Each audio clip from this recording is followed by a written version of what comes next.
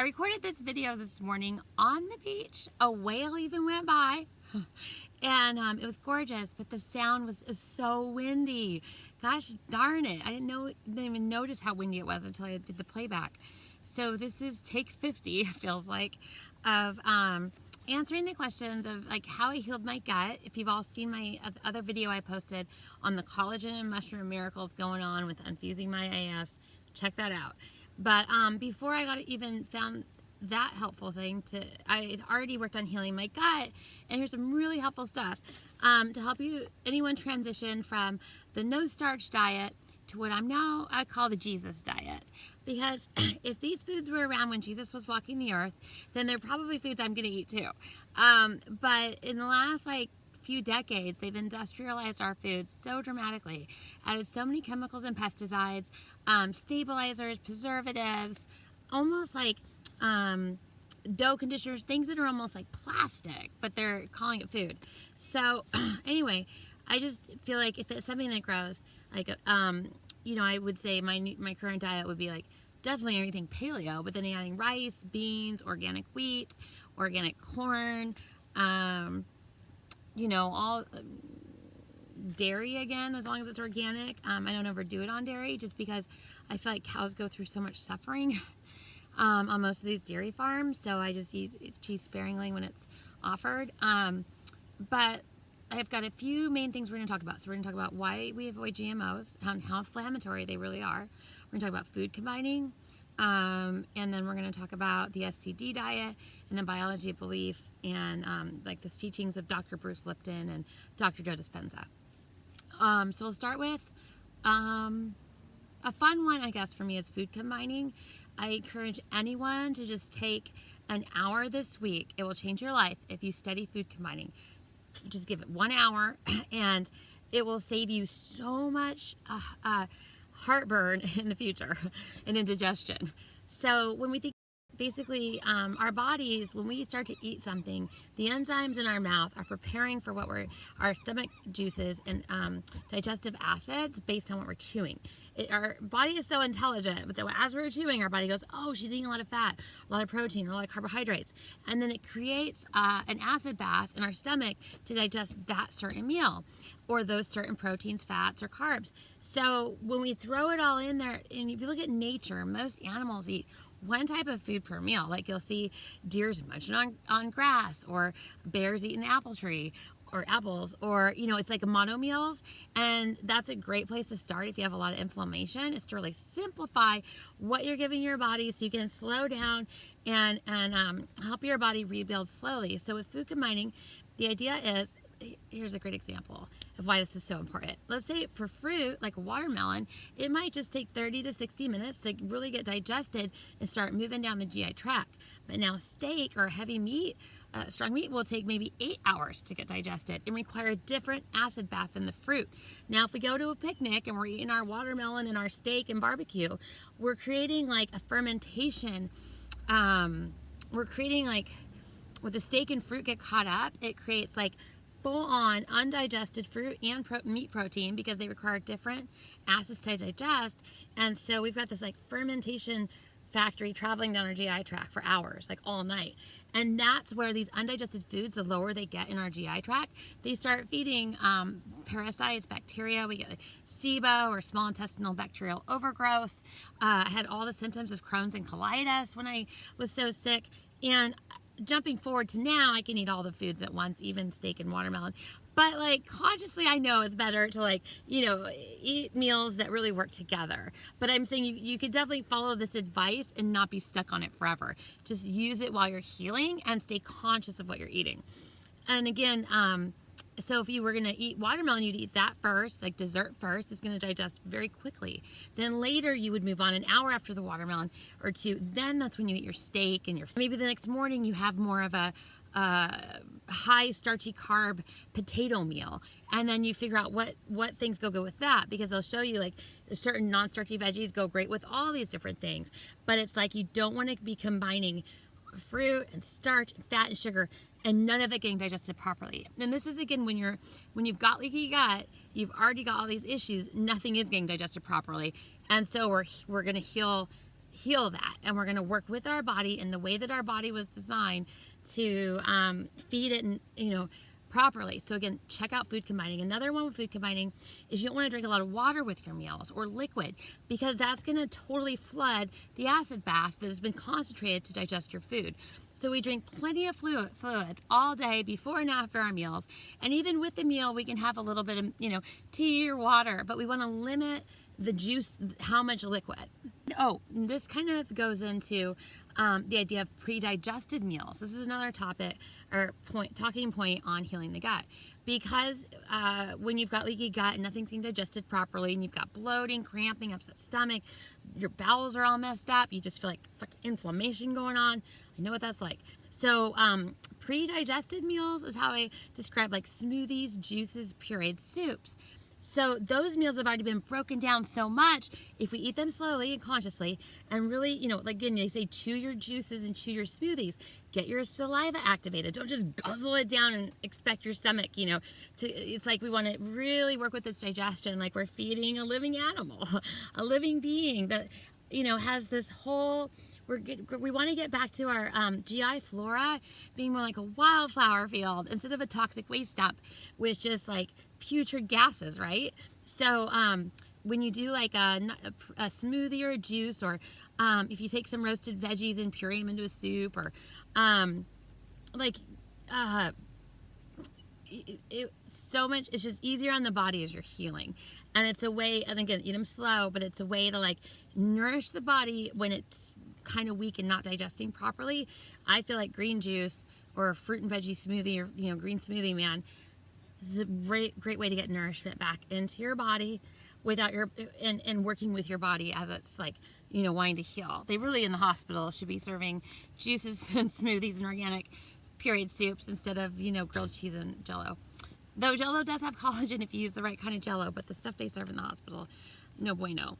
And then I want to talk about, someone asked, how do you reintroduce foods? Well, there's a diet called the specific carbohydrate diet, SCD diet.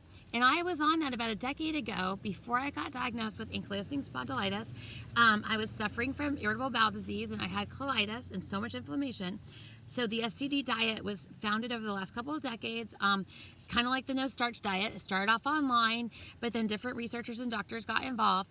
But if you look up SCD diet, intro diet, they'll give you a nice, it's like 6 months to a 2 year eating in stages. So the first stage on SCD is bone broth and like pureed apples, pureed zucchini, and like simple cooked chicken or beef or proteins. Like you eat very simple roasted meats. And then you slowly evolve, and then you'll add in like almonds or a certain nut that, some people do cashew or walnut, and you slowly add a food at a time, or you add in coconut. But it starts off, and it's got a great chart to show you the foods that are like the least inflammatory for most people with severely inflamed GI tracts. And so it's a great one. And it's, like I said, it slowly starts off, and that was how you would work in starches again. And then another great one topic I want to talk about that I hate to like focus on things I don't like, and genetically modified foods just brings me down to talk about it. But there's 2 reasons why these are so important that we avoid them. So genetically modified, when we say GMO, we're referring to most of the soy, corn, canola. There's like GMO cottonseed and sugar beets. Those are the main ones. And most of those crops in this country are now all GMO, and or over 90%. It's very likely, if it does not say organic, that it's going to be genetically modified. And what this means, 2 really bad things. One is they've developed the DNA in these plants to be able to withstand horrible pesticide and insecticides. So it's marketed as Roundup Ready soybeans for your farm. So when you have a GMO soy and you douse it in Roundup and insecticide and horrible weed killers and pesticides that kill all other living things but the soybean, the soy is still absorbing all that toxic pesticide in. So then when they take the soybean oil and extract it, all this horrible pesticide comes right out in there. Just like when we're making really great cannabis extracts in oil, we use the oil as a carrier for all the medicine in the marijuana plant. Well, that's great, but we don't want to be taking out toxic oil out of these genetically modified foods. So again, when we have like a lot of these like restaurant fryers are using the cheapest oil possible, which might be corn or soy, and it's like going to be full of pesticides in it and carrying so much insecticide residue in it that it's going to kill your intestinal GI flora with it, because it kills all living things except this goddamn soy or corn. And it's like, for example, here in Brookings, there's a place to get fish and chips that uses rice bran oil. Yay! You know, it's like, so I love to eat out, but I'll just usually avoid fast food or like really cheapy diners where I feel like it all came off a Cisco truck. I like to eat places where they're making salad dressing from scratch and using oils like avocado oil or coconut oil or peanut oil even. I mean, in the fryer would be better than GMO. Or like the rice bran oil is great. I feel it's much better than the other options. And again, olive oil is great. We just want to stay away from soy, canola, and most corn oil. And that same thing applies to sugar. Corn sugar and beet sugar are also absorbing all of this toxic insecticide and pesticides that kill all the other living things around them when they grow. And so they're full of this junk in them. Just like if it's like spraying pesticides on your meal, really. And then again, those pesticides are designed to poison living things, including your gut flora. So your little wildflowers, happy little tummy is just getting hit with poison all the time. And I know for a fact this affected me because I mentioned I went vegan at age 13 by choice. I noticed I had a dairy allergy, and I was like, well, then I won't eat I decided not to eat animals. And so it was part out of my heart, but part of I was also intolerant. And so I ate a lot of tofu in my teens and 20s, a lot of soy iced mochas. And unfortunately, at the time, I didn't realize that soy was being doused in Roundup back to the 1990s. So by the time I was 30, I was so deficient in collagen. I was full of toxic soy or pesticides that had been carried on through all the soy I ate. And I was so depleted that my body just got so sick, and it was like, hello, AS, which I now really think of as just collagen and nutrient deficiency in the body. So to me, AS is what we call that condition. But now I believe AS is reversible and curable. And so another reason why we do not like GMOs, point one was they're full of pesticides. Point two is what they'll do is when they modify them and genetically in the lab, let's say there's like a little corn weevil thing that loves to eat corn, and it's ruining the farmer's corn. It's eating too much. So then they they find something that can kill that little weevil thing. So the little bug, the little insect. So they find a spider that is a natural predator of this little insect. They take the spider venom and they put it in the corn. So now the corn has carrying the DNA of a poisonous spider venom. But they say, oh, it's so low, it won't affect a human. Well, that's wrong, because it's becoming an inflammatory thing. We don't want to be eating this spider venom in our corn chips or corn tortillas. We want to eat organic corn the way the way that Jesus would serve it. If he was serving his friends and family, he would, what would Jesus do? Not poison his community with genetically modified foods. He would not sell his soul to GMOs, let me tell you. And so that leads me into another part of the healing is one of the most important parts is picturing yourself healed and visualizing it, even if you don't feel good. Even if it just seems like it would take a miracle to feel good, and be that person. Pick yourself a year and start sending out dreams and visions. A year from now, I want to feel good. I could picture myself surfing again, or I can picture myself swinging in the park with my kids, or I want to be on a picnic eating all this fun food. And so because our body is actually a divine robot being that runs on how it takes basically, how do I describe this? Our body follows our thoughts and feelings and emotions. And so we're driving how our body feels.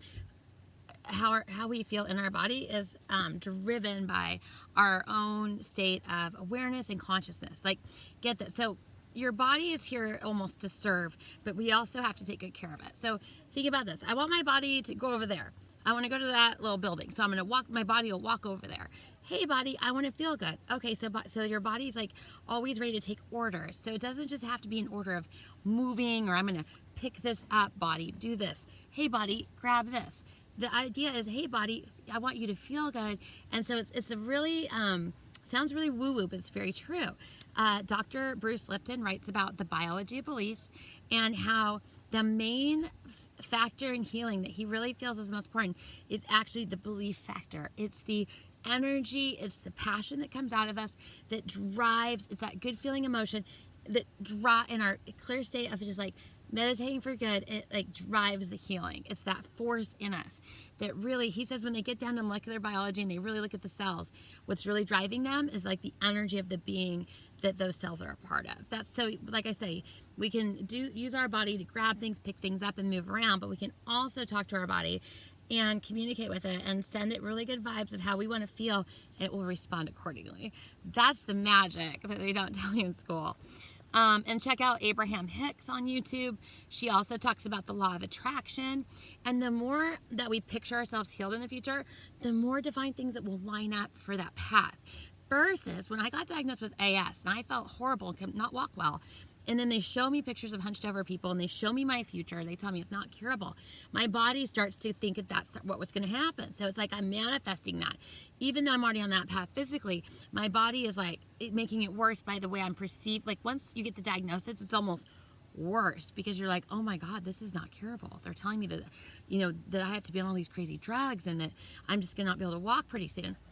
I'm walking and I'm ready to start surfing again. I haven't surfed in like 15 years, but I feel so amazing. I'm going to go surfing this year.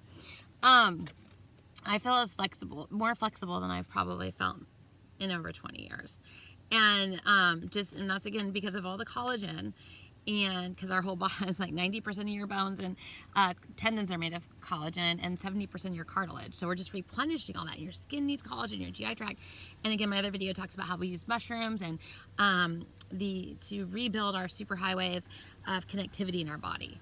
But I guess I'm going to end there, and I want to thank everybody in the group for all the great comments. It's been really fun to pop back in, and I really want to share anything that might be helpful as much as I can. I I'm such an empathetic person, or an empath, that like I get overwhelmed, and I think most people do on social media, because if we're on there too much, we just get bombarded with so many different thoughts and energies and other things that normally in a day-to-day thing, my normal life, just waking up and going to a little weed farm and talking to a few people and going a little whatever, grabbing lunch somewhere. It's very easy, but we can get so overwhelmed online. So that's why I want to encourage people for their healing to really take time offline. I use cannabis to meditate and enjoy time offline. I'll be smoking a joint here at the beach in a second. I got all these amazing, actually, medicinal mushrooms and cannabis edibles at this incredible freaking party the other day. And it's like a big festival that happens every month in Northern California where it's like insane. And I think what I'll do is anyone that's really curious to come out and try psychedelics and is on this whole journey, I'll set something up. Maybe we can rent rooms at this amazing hotel that's like a mile away with a pool and all that.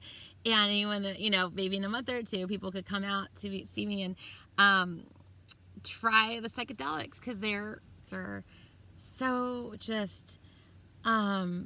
on top of the lion's mane, chaga, and reishi, these different psychedelic mushrooms are like so incredible. But anyway, I love you guys, and I just really am thrilled that so many awesome people are hanging out. I'm sorry that so many awesome people got AS, but I'm glad that we've connected, and I hope that, to hear more healing stories and reach out. Let me know how it's going. Thanks.